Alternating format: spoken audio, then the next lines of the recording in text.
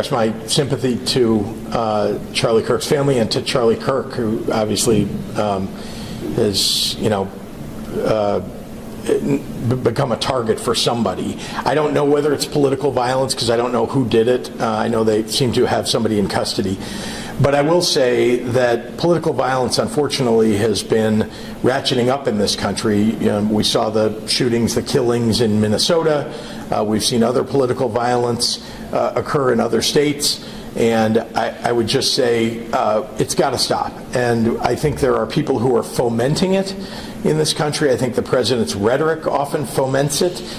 We've seen the January 6th rioters who clearly, have tripped a new era of political violence.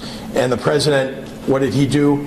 He pardoned them. I mean, what kind of signal does that send to people who want to perpetrate political violence?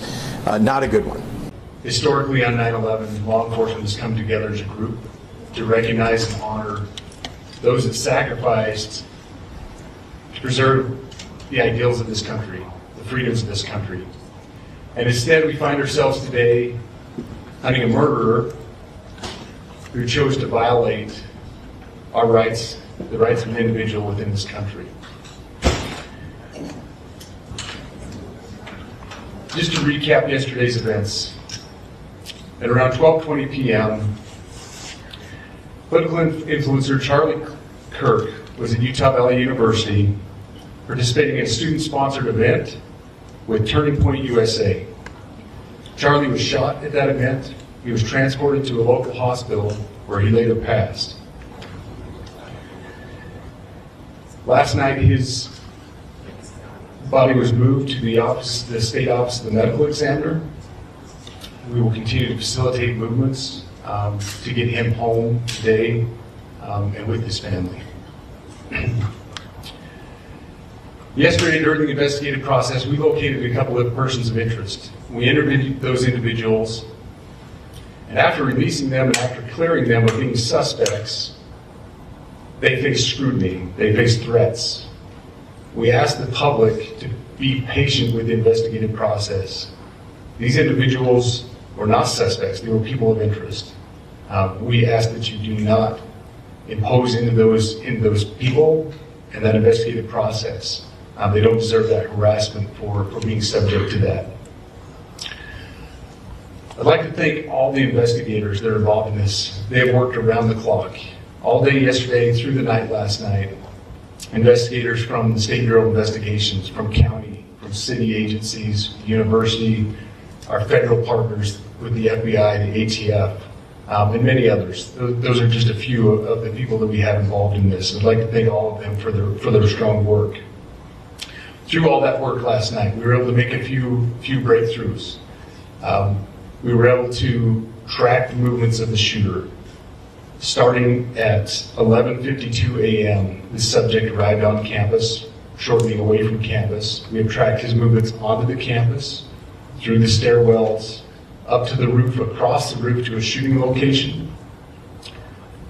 After the shooting, we were able to track his movements as he moved to the other side of the building, jumped off of the building, and fled off of the campus and into a neighborhood.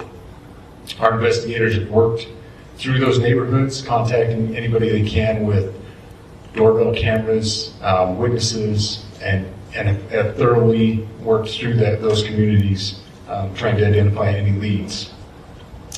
We do have good video footage of this individual. We are not going to release that at this time. We are working through some technologies and some ways to identify this individual. If we are unsuccessful, we will reach out to you as the media and we will push that publicly to help us identify them. But we're confident in our abilities right now, and we would like to move forward in a manner that keeps everyone safe and moves this process appropriately. Last night I communicated with Erica. The family's devastated. As a commissioner of public safety, as a father, as a husband, I can only imagine what that family's going through. The heinous event that happened yesterday is not in Utah. This is not what we're known for.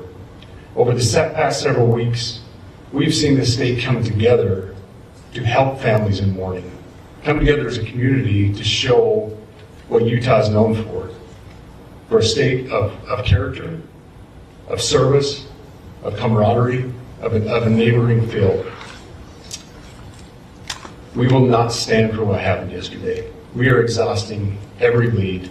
We have every officer invested in this, every investigator, every local agency.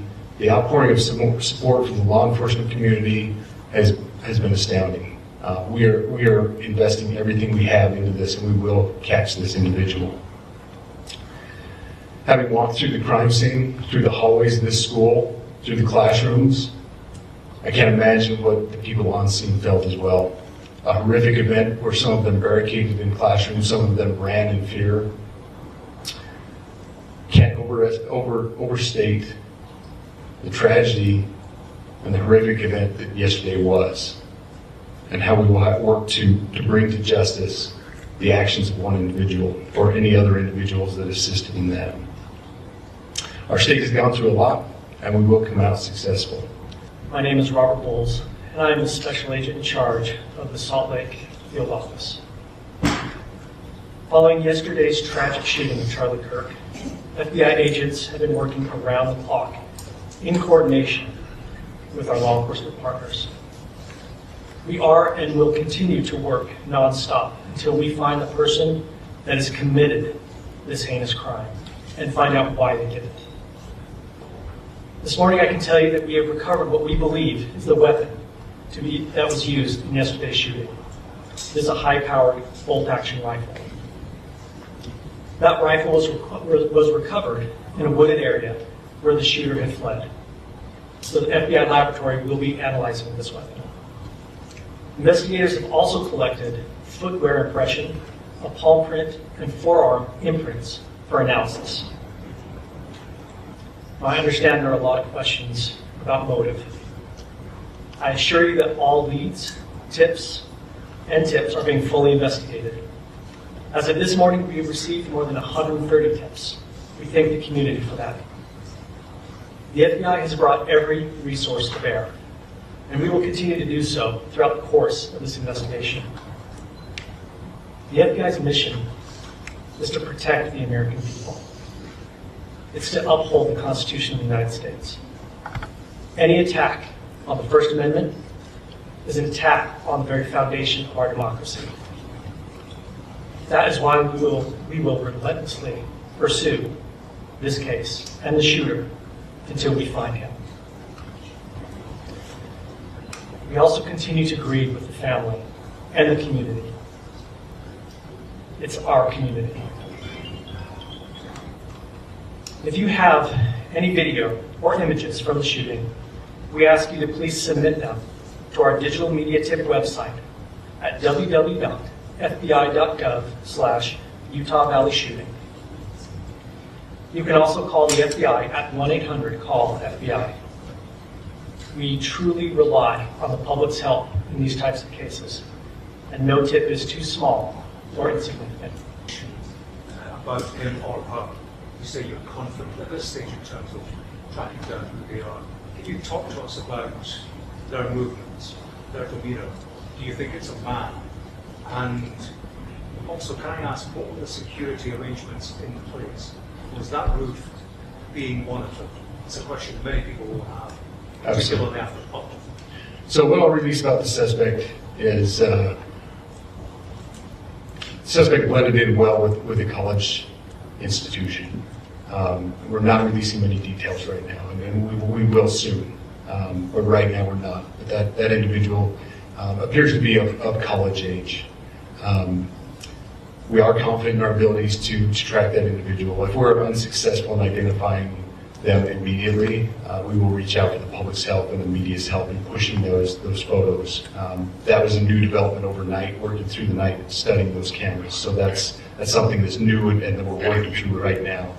As far as the security, I cannot speak to that. Neither the Department of Public Safety nor the Federal Bureau of Investigation was involved in the planning or security of this event, and that'll have to be a question later for other agencies. That's all for today. Thank you. If you want global news to keep you up to date on any new developments, Please subscribe our channel and forward our content with your friends on social media and email. Thank you very much for keep supporting me. Stay safe, be blessed. Namaste. Thank you, God bless you, and God bless America.